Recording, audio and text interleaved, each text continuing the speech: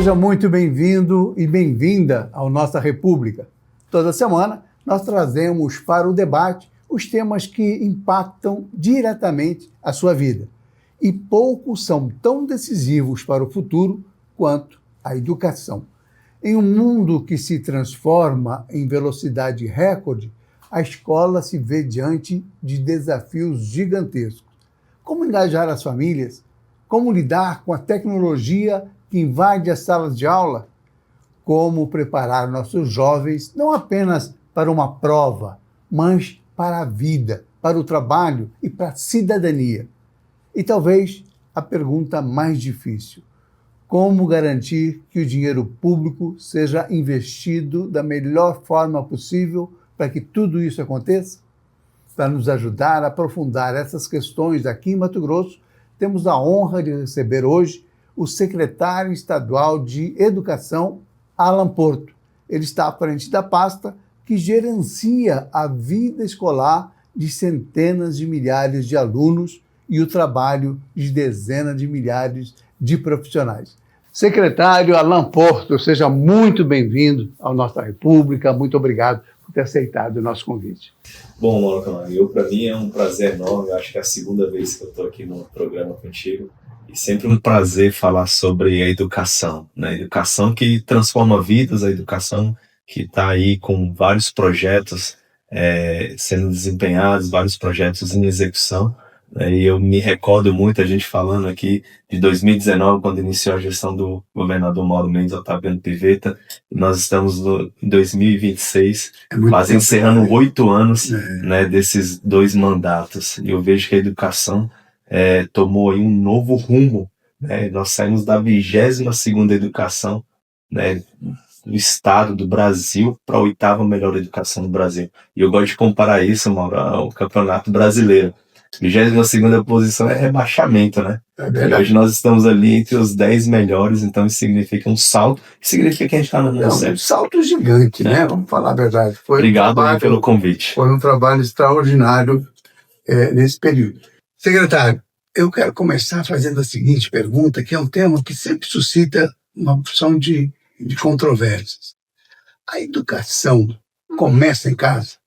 Com certeza, Mauro. A educação, eu digo isso como um pai de 3 filhos, né? 2 meninas e um menino. A educação começa dentro de casa, a questão dos valores, a questão dos princípios, a questão da família, né? Os passos ali que você tem que ensinar uma criança, de como ela andar, de como ela gesticular, as primeiras palavrinhas, corrigir ali os seus comportamentos com o irmão dentro de casa. Então a educação ela começa dentro de casa e é a parte fundamental para que a gente tenha comportamentos dentro de uma sociedade, comportamentos familiares, comportamentos ali dentro das nossas casas e ali que a gente molda. Eu falo que a fase cognitiva de uma criança que compreende ali de 0 a 6 anos é a parte mais importante que a gente tem. Se a gente descuidar dessa educação dentro de casa e educação infantil que funciona dentro das escolas, o tempo que leva para recuperar e para recompor essas perdas ela é muito grande.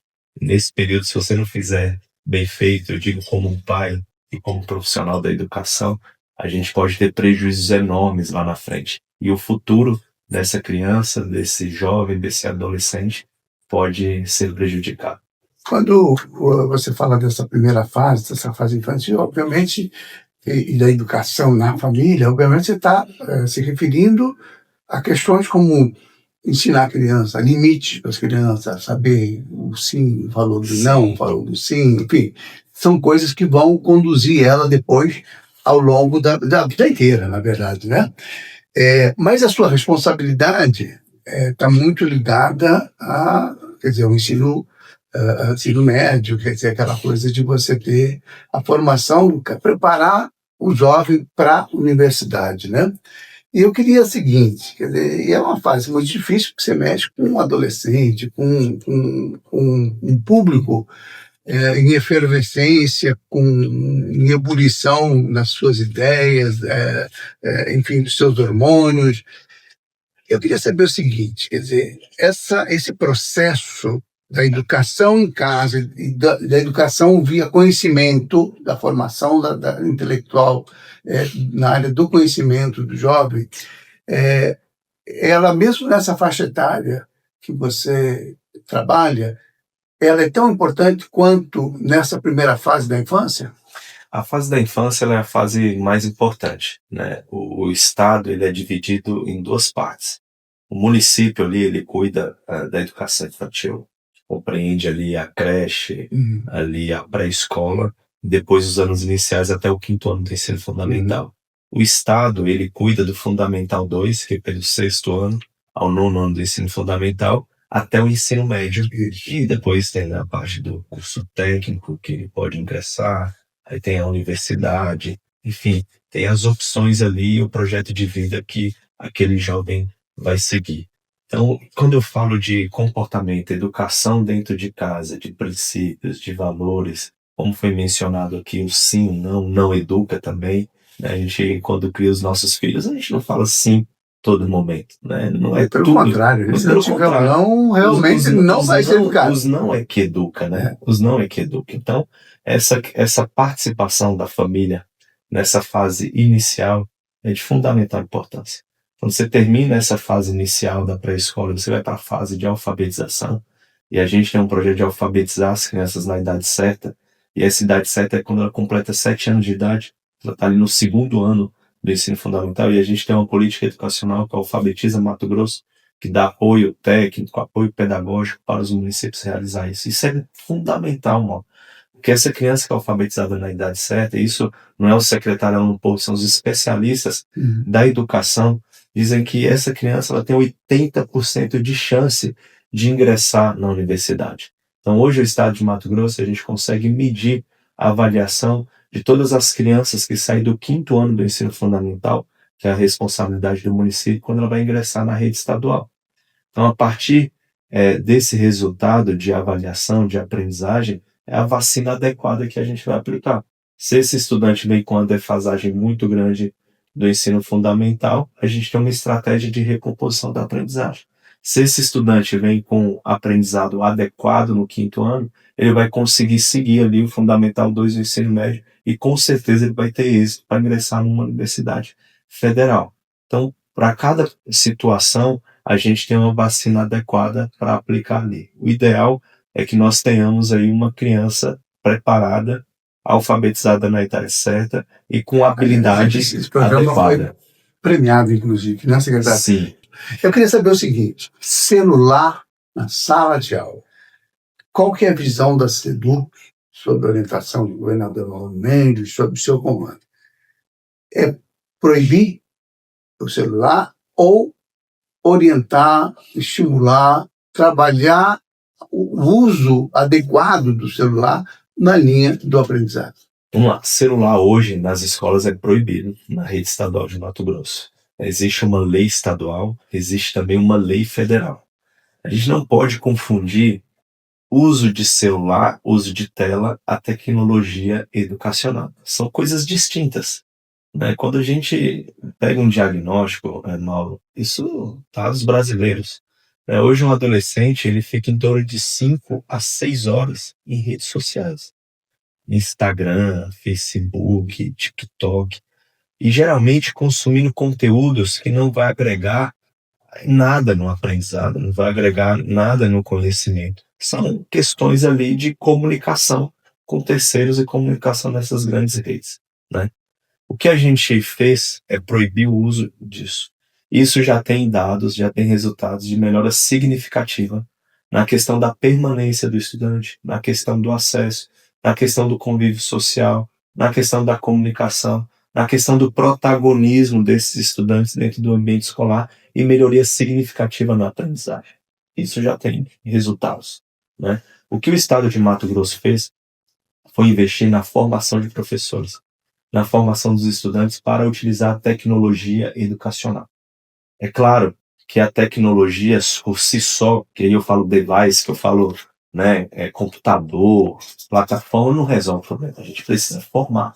Então, o que o Estado fez? Garantiu acesso de computadores para professores garantir o acesso de internet, computadores para os estudantes. Hoje todos os estudantes têm Chromebooks, têm tela dentro da sala de aula, tem uma aula mais dinâmica e nós precisamos de plataformas. Então nós temos plataformas de matemática gamificada, nós temos plataformas de língua portuguesa, que é a Letros, que corrige a parte de pontuação, concordância verbal, produção textual, produzir uma boa redação com foco no Enem. Isso é uma atividade complementar para os professores de língua portuguesa, para os professores de matemática.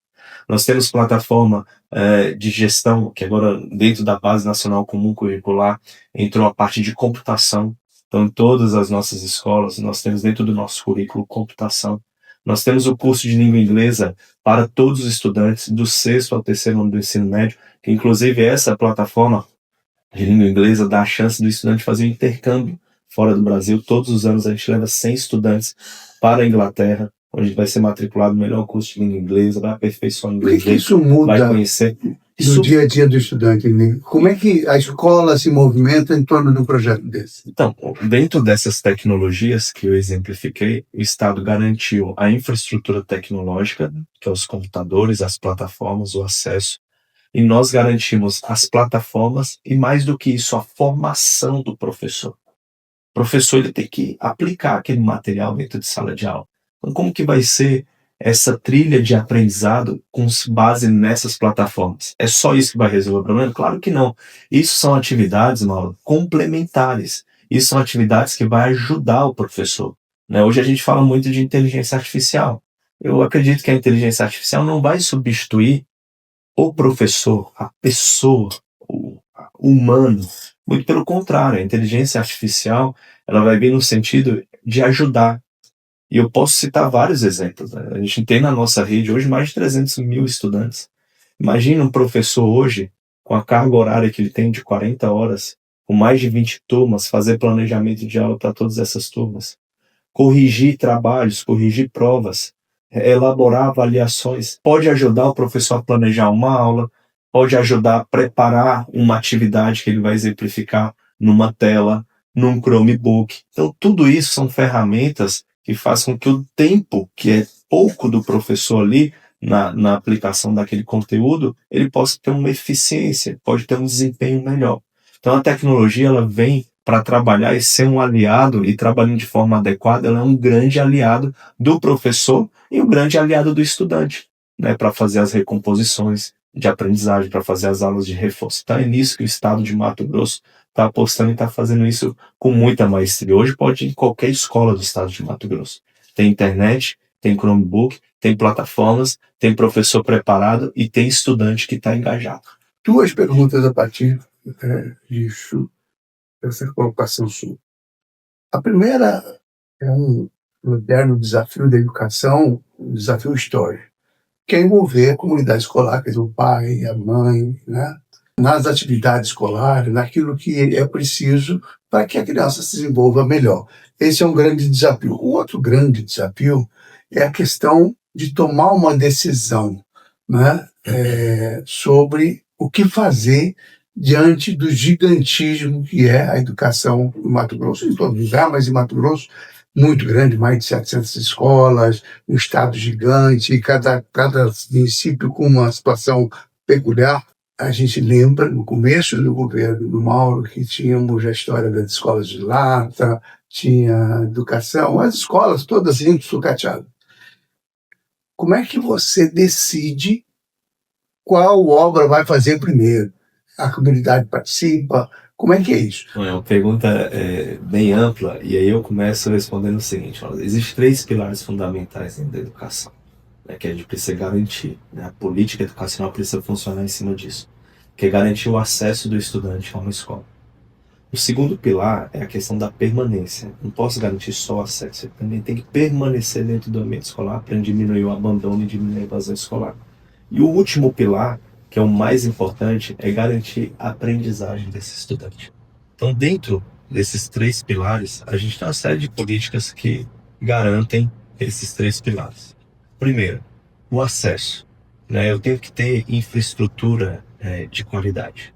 Preciso ter o estudante sendo acompanhado pela sua família. O pai e a mãe precisam conhecer a realidade da sua comunidade e a realidade da escola.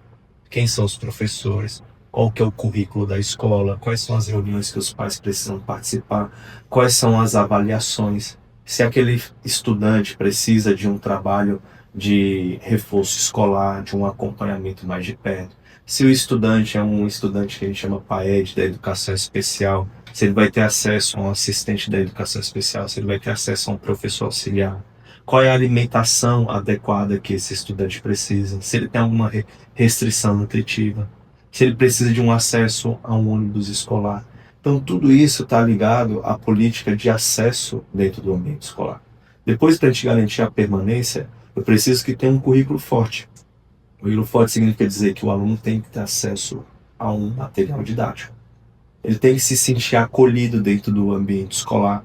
O coordenador pedagógico precisa fazer articulação com os professores para que aquela aula seja uma aula dinâmica, seja uma aula atrativa.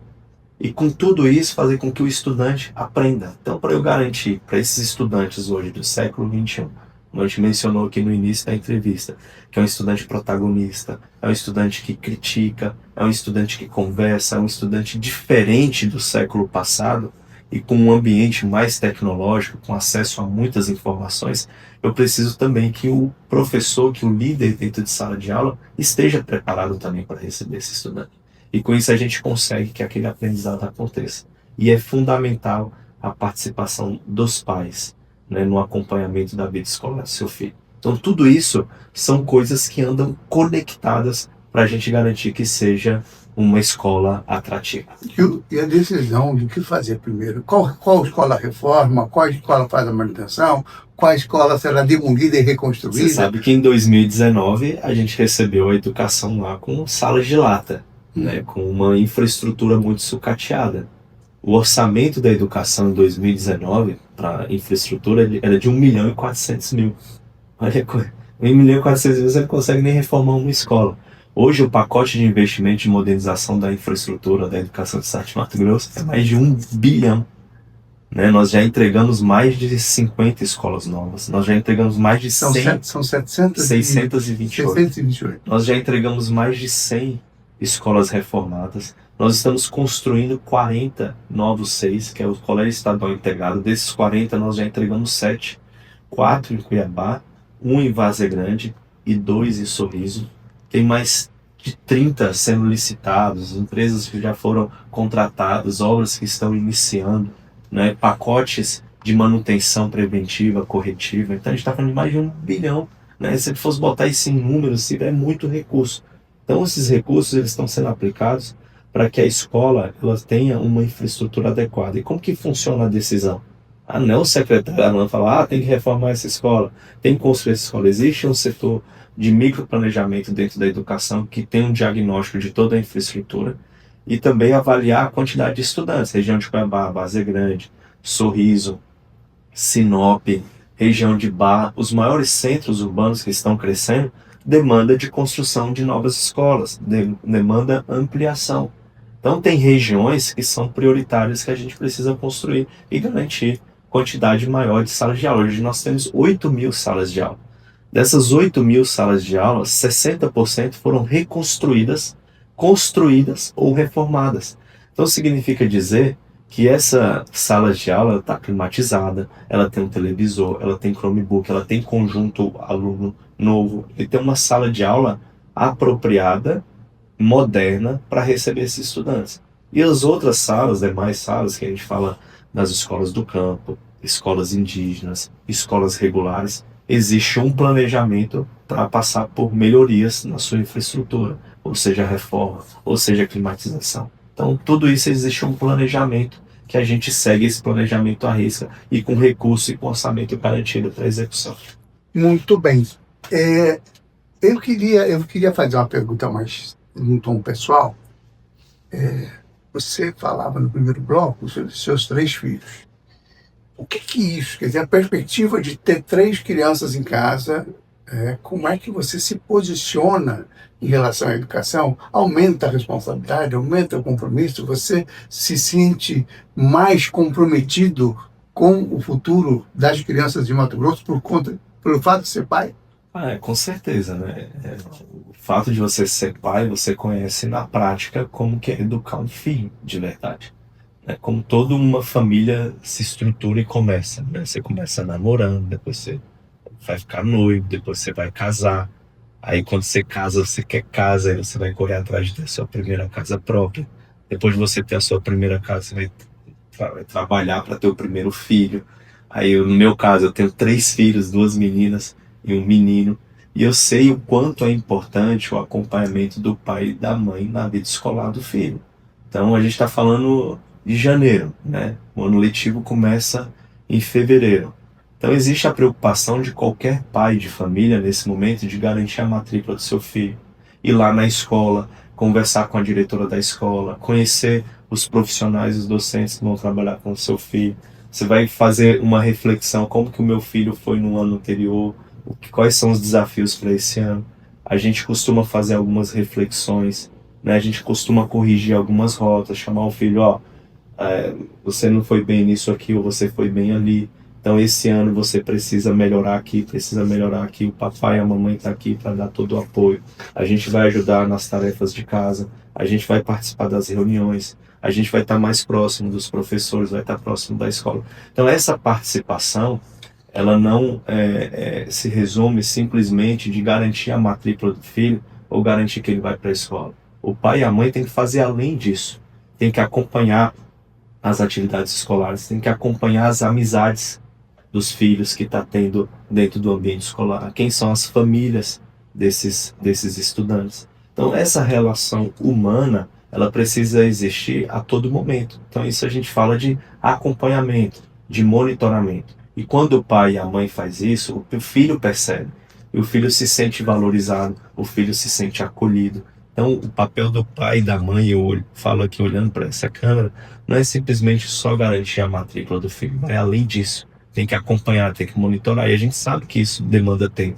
Às vezes o pai não tem o tempo porque trabalha, tem as atividades ali, chega no final de semana, tá cansado, mas a gente tem que se esforçar. Quando a gente decidiu colocar filhos no mundo, a gente tem que estar próximo deles, tem que garantir. Tem que assumir tem essa que assumir responsabilidade. essa responsabilidade, tem que garantir esse desenvolvimento. Isso é fundamental. Secretário, falando um pouquinho de ensino médio e das profundas transformações da sociedade hoje por conta da revolução tecnológica, a gente vê diversas profissões desaparecendo, outras tantas surgindo a cada dia com uma outra perspectiva de futuro. E aí, focando aí no ensino médio, como é que o senhor imagina que essa criança, que a educação, que a SEDUC está hoje trabalhando no sentido de garantir o diploma do futuro para aquele jovem que ainda não foi para a faculdade, talvez nem vá, talvez ele vá para uma área técnica, mas que vai fazer a escolha para a faculdade também, enfim. Como é o diploma do futuro, que base vocês estão dando? Para além do Chromebook, para além da infraestrutura, pedagogicamente falando. Bom, a gente vive uma constante mudança, e essas mudanças são cada vez mais aceleradas. Quando a gente olhava lá para trás, do século passado, a gente via que as futuras gerações eram renovadas a cada 10 anos. Né? A revolução industrial, ela acontecia ali durante anos, né? Então, ao longo do tempo, essas tecnologias foram se aprimorando até a gente chegar em gerações que mudam a cada 3 anos. Tecnologias que às vezes aconteciam de 10 em 10 anos, hoje mudam a cada 2 anos, a cada 3 anos. Então hoje o mundo ele vive um dinamismo muito diferente, né? A coisa ela é muito rápida. A gente olha pelas informações, a gente olha pela comunicação, a gente olha pelo acesso aos dados. Então a gente chama o nosso estudante hoje, do estudante do século XXI, com a cabeça completamente diferente da nossa época. Né? É uma mente muito diferente. E é claro, logicamente, a educação precisa se adaptar a isso. Então eu vejo que o protagonismo do estudante dentro do ambiente escolar é fundamental. O estudante ele tem que participar da comunidade, ele tem que participar do ambiente escolar, ele tem que participar das relações humanas. Eu acredito que a tecnologia ela vem para ser uma atividade complementar A gente não pode substituir a tecnologia como atividades que demandam da questão humana, né? Senão ela começa a dividir, ela começa a gerar alguns distanciamentos. Eu não acredito que isso seja importante ou que isso seja saudável. A gente precisa das relações humanas, a gente precisa ouvir as críticas, a gente precisa crescer, né? A gente precisa aprender. O conhecimento ele se adquire todos os dias, né? E se não tomar cuidado, a gente fica com aquela cultura de almanaque, né? De consulta.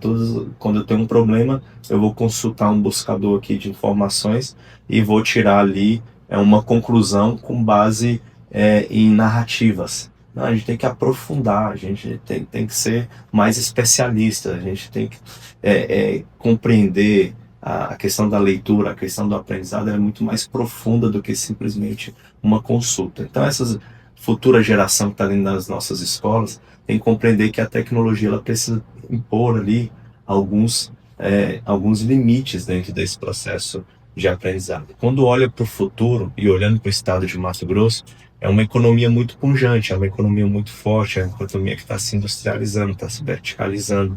É uma economia que tem uma tecnologia muito forte. Hoje, dentro do agronegócio, dentro do campo, a gente tem drones, a gente tem máquinas altamente tecnológicas, mas dentro dessa cadeia do agronegócio, ela tem várias atividades que são atividades ali primárias, são atividades secundárias que faz toda essa máquina do agronegócio movimentar.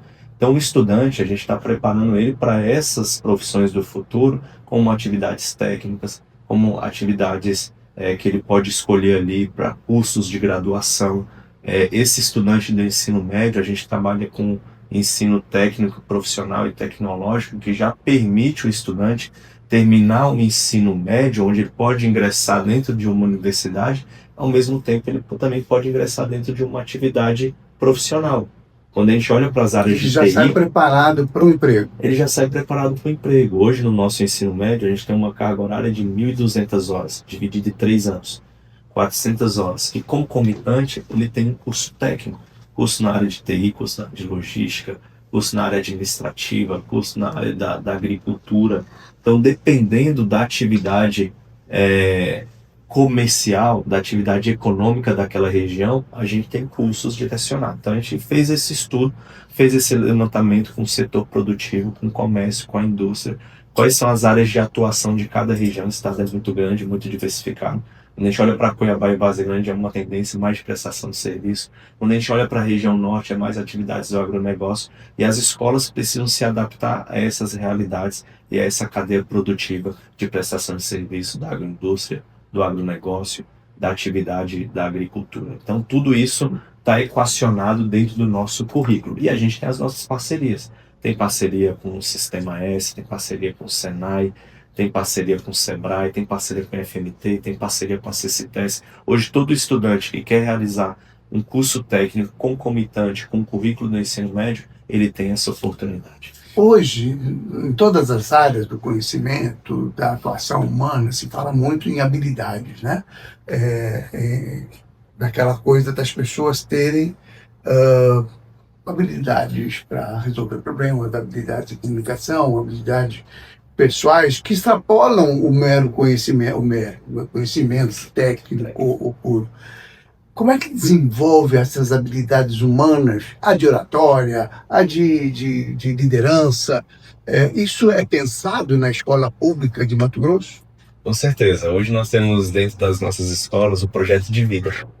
Hoje o mercado, tanto público quanto privado, ele está muito mais interessado nos comportamentos emocionais, nessas habilidades, do que a questão do conhecimento. Porque o conhecimento você adquire com a prática, né? Você tem a parte teórica e no dia a dia você vai aprimorando as suas atividades técnicas. Mas a questão comportamental, a questão da liderança, a questão de resolver problemas, isso são habilidades comportamentais e socioemocionais que isso tem que ser preparado. Então hoje, as escolas, os nossos estudantes têm um projeto de vida, nós temos o Grêmio Estudantil, nós temos o protagonismo juvenil desses estudantes, nós temos as atividades de liderança que são realizadas constantemente com eles, as questões de comunicação, as questões da fala, as questões de você entender habilidades, algumas habilidades, o que de fato é fato, o que é notícia fake news, o que a gente aproveita. Então, tudo isso é tratado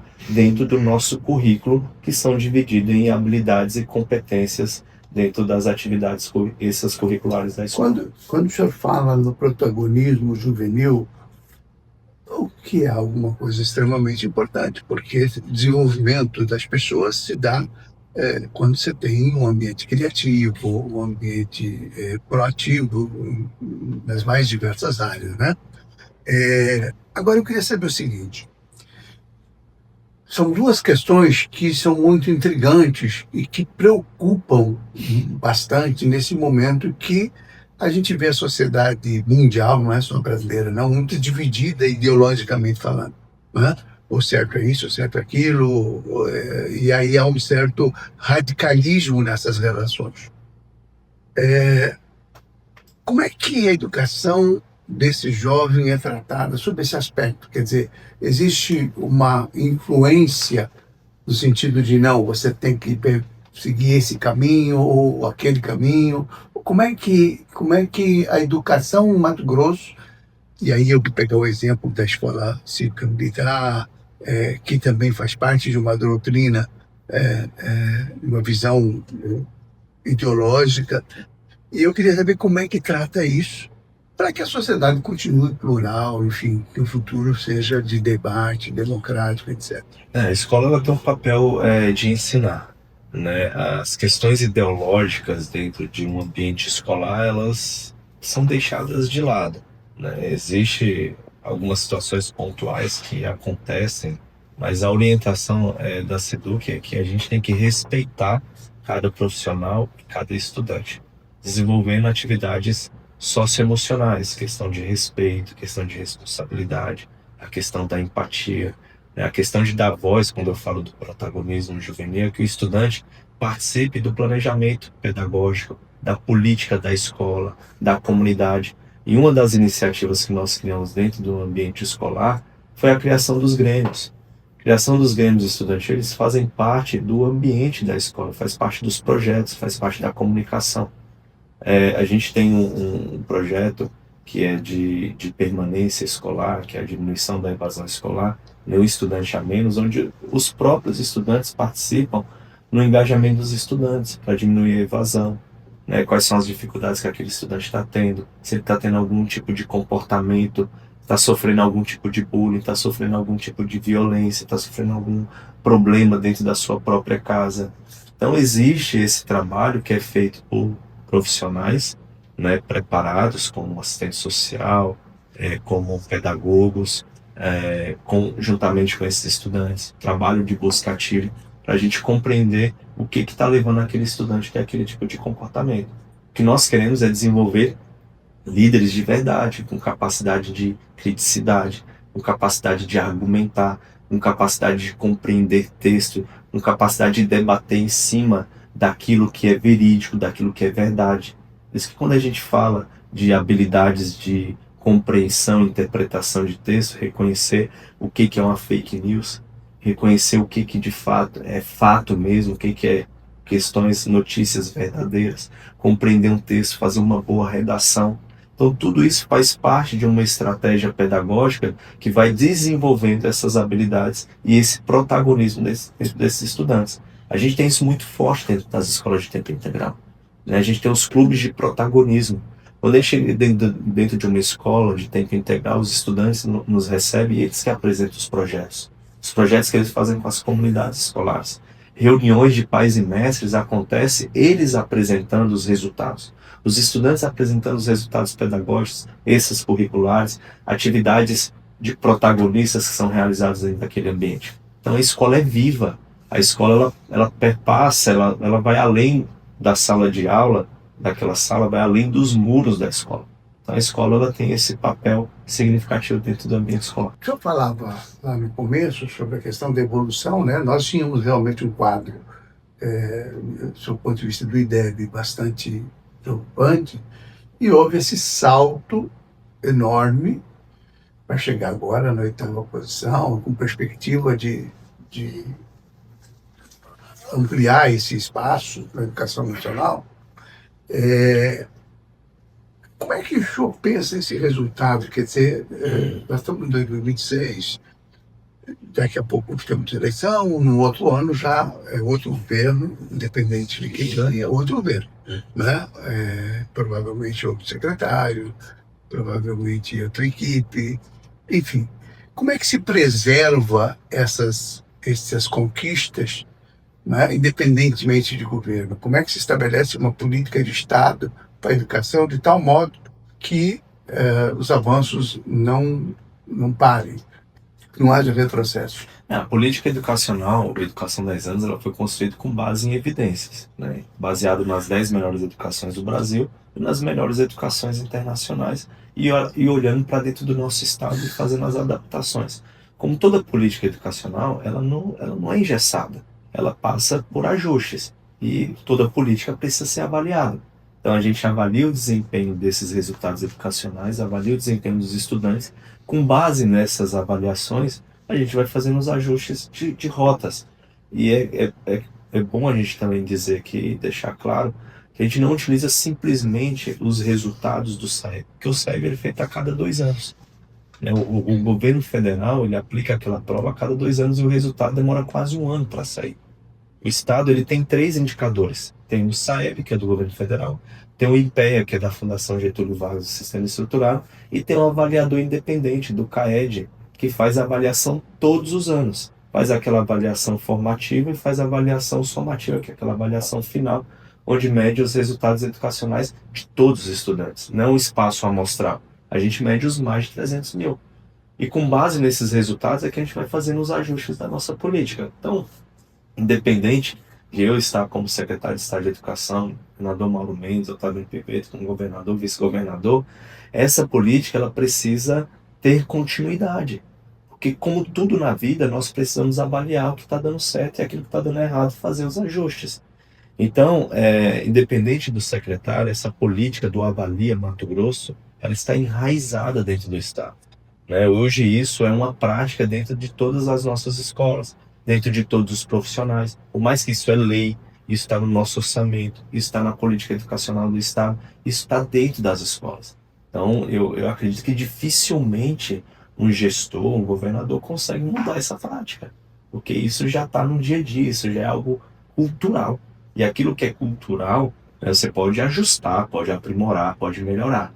Mas falar que não vai existir um sistema de avaliação dentro do Estado de Mato Grosso é um retrocesso enorme. Então, eu enquanto cidadão, né, enquanto profissional da educação, eu tenho certeza que todos os profissionais da educação, os próximos secretários, os próximos governadores, nós, como cidadão, temos que cobrar que essas políticas assertivas e isso que dá resultado tem que continuar. Se eu só fosse citar aí 5 dos melhores índices de desempenho da educação de Mato Grosso hoje, além do IDEB aí, que nos coloca numa posição boa, o que mais que nós temos que é fundamental para que esse processo de melhoria de qualidade esteja ocorrendo? Bom, eu acho importante a gente mencionar a questão da qualidade dos materiais didáticos que a gente tem nas nossas escolas hoje. É natural que a gente tenha como referência que é bom aquilo que é pago, né? E quando a gente olha para o público, é natural do ser humano querer diminuir. Porque não deveria ser natural, né? Isso é estranho, porque eu me lembro que quando eu estudei em escola pública a vida inteira, eu tenho certeza que você também, irmão. A gente, para entrar na escola pública, a gente tinha que fazer prova. Né? A gente entrou na escola pública. Tinha escolas que você tinha que passar por seleção. Até hoje eu tenho as melhores referências dos meus professores. Minha professora de matemática, a maior referência que eu tenho hoje foi esses profissionais que me ensinaram. Então eu tinha como referência a escola pública. Meu sonho era entrar naquela escola. Quem não tinha condições de entrar tinha que pagar a mensalidade. E isso inverteu. Então hoje, que eu falo que na escola pública nós temos os materiais didáticos de excelente qualidade, que é do aluno. Antes, o material didático, ele ficava na escola ali durante 3 anos. Passava na mão de vários estudantes. O professor tem o seu material, o aluno tem o seu material didático. O aluno tem o uniforme. A gente tinha que pagar o uniforme. A gente tinha que pagar merenda escolar. Então, hoje, o estudante ele tem o seu uniforme, tem o seu kit escolar.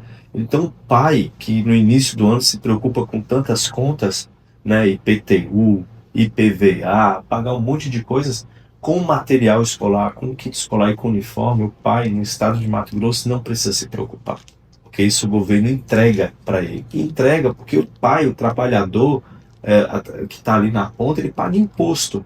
E esse imposto está retornando para ele com essas benfeitorias. Então, eu classifico isso como uma política de acesso super importante, garantir uniforme, material didático, uma boa alimentação, né? E também garantir que esse profissional, esse professor, seja bem formado. Então, formação do professor, material didático, currículo, sistema de avaliação e oportunidades. Com todas essas referências, a gente começa a gerar oportunidades para os estudantes. Então, quando a gente faz um evento aqui da Expo Estudantil, como nós trouxemos aqui 20 mil estudantes no ano passado, onde a gente faz avaliações vocacionais, onde esse estudante do ensino médio ele faz um teste e esse teste dá como resultado, você tem requisitos para cursos na área de tecnologia, cursos na área de exatas, de engenharia, de desenvolvimento de software, ou cursos na área de humanas, você vai, né, cuidar, você vai ser professor, você vai trabalhar ali na parte de administração, enfim, dependendo da carreira que ele vai seguir. A gente mostra para ele as oportunidades que a educação pode trazer através dos cursos técnicos, através do intercâmbio, quando a gente leva 100 estudantes para fora do país, quando a gente faz excursões, atividades extracurriculares com esse estudante, quando esse estudante participa de um torneio de robótica, quando ele tem a oportunidade de representar o estado de Mato Grosso fora do estado, quando a gente tem uma escola vocacionada ao esporte, eu cito aqui a Escola Arena, onde a gente tem várias modalidades educacionais de esporte. Então, são essas oportunidades que a gente leva para o estudante e que eu falo que é uma escola para o estudante do século XXI. Uma escola atrativa, onde ele enxerga ali qual é o caminho que ele vai traçar, qual é o projeto de vida que eu quero, quais são as minhas aptidões, quais são as minhas facilidades, qual que é a minha vocação. Facilita também a caminhada dele, né? Facilita a caminhada. Ele se identifica com aquilo, né? Exatamente. Deixa eu fazer isso que a escola tem que trabalhar. Uma última questão que eu acho que é fundamental quando a gente fala de educação, e a escola tem um papel importante nisso, porque você não educa só do ponto de vista do conhecimento, mas também daquilo que é importante para a vida e sociedade, né? Eu vou pegar um exemplo. Nós fizemos aqui na nossa República, ano passado, um projeto chamado Amor Sem Medo, que foram 30 dias de matérias especiais. Acabou virando uma coluna do site que trata da questão da violência contra a mulher, do feminicídio, no sentido de tentar dar um mínimo de conhecimento, né, e de se discutir soluções para isso, enfim. Então, produzimos inúmeras matérias especiais, tratamos de perfis de mulheres importantes na história de Mato Grosso para estabelecer referências, né? O que essas mulheres fizeram, o que elas tornaram importantes, por que a gente precisa respeitar essas histórias, enfim. E essa coisa da violência contra a mulher, incluindo aí a questão do feminicídio, parece que ela tem muito a ver com, pelo que se discutiu até agora, muito a ver com a educação, com a formação, com a ideia do respeito acima de qualquer coisa, né? De estabelecer uma relação emocional equilibrada, enfim. Deixa eu ver que a escola tem esse papel, tem essa possibilidade. Bom, de ajudar nisso aí. Eu estou pegando esse gancho, viu? Porque, faz sentido. Mato Grosso continua sendo campeão mundial na violência contra a mulher. Os números, os indicadores são alarmantes no estado de Mato Grosso. A polícia ali, a Secretaria de Segurança Pública tem feito o papel na questão de investigar, na questão de prender, na questão disso e daquilo. E aí você tem uma questão legal, né, de políticas para a violência contra a mulher, de leis que são muito frouxas ainda, né? O cara que agride uma mulher, o que chega ao feminicídio, que tira a vida, a pena é muito branda, né? Então, Se bem que deu uma mudada boa. deu aí, uma mudada agora com 40 anos. a senadora Margareth apresentou lá, mudou, foi um avanço, e eu espero que isso surta resultado na prática. Mas, Então, isso é a parte corretiva. Uhum. Mas antes disso, tem um contexto social, educacional, comportamental, um problema muito maior, né? Então, uma criança que vê ali o pai agredindo de forma moral, palavra ou fisicamente, até chegar ao feminicídio, ele convive dentro daquele ambiente de casa ou fora e ele acaba achando isso normal. Então, o que nós vamos fazer na educação? Nós colocamos no currículo do Estado de Mato Grosso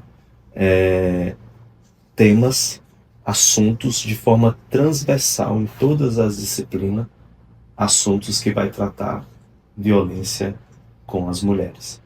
Então, a gente precisa ensinar para o menino e para a menina como identificar riscos, coisas que estão acontecendo, que são esse tipo de violência contra a mulher. Então, dentro do currículo do Estado de Mato Grosso, dentro dos textos, dentro das atividades, vão estar inseridos ali. Então, a gente não vai trabalhar só o Agosto Lilás, só com palestras, a gente vai trabalhar os 200 dias letivos. Isso eu já tenho na base comum curricular que me permite fazer isso.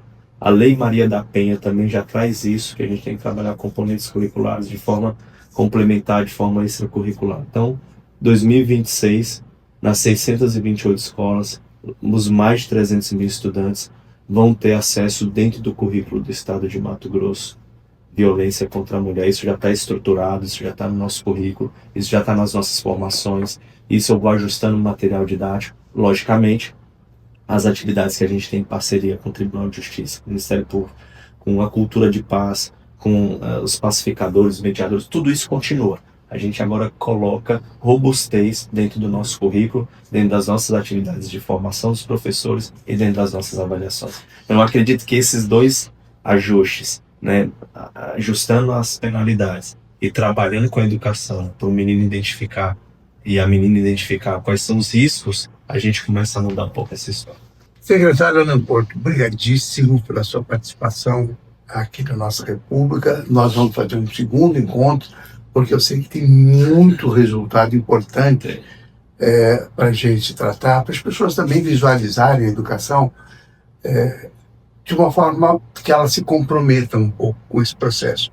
Porque a educação é tão séria e tão importante na vida das pessoas, se não a coisa mais importante que pode acontecer as pessoas terem conhecimento e saberem trabalhar esse conhecimento, né, em prol da sociedade, que temas como esse que a gente só vence desse jeito, quer dizer, com cultura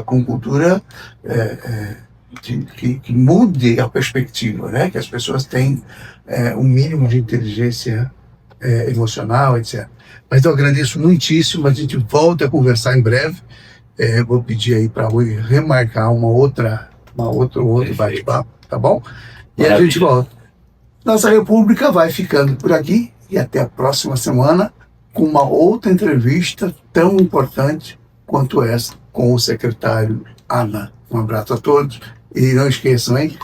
No YouTube, inscrevam-se no nosso canal, acompanhem as redes sociais e o site nossarepublica.com.br. Um abraço. Isso aí, Mauro. Obrigado aí. Um abraço e até a próxima.